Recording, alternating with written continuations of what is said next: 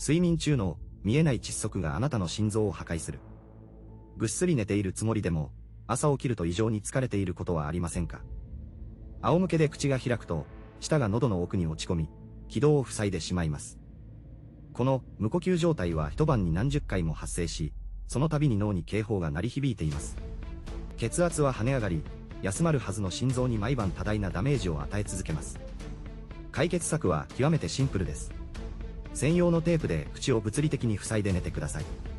微呼吸が強制されることで、この静かな殺し屋から逃れることができます。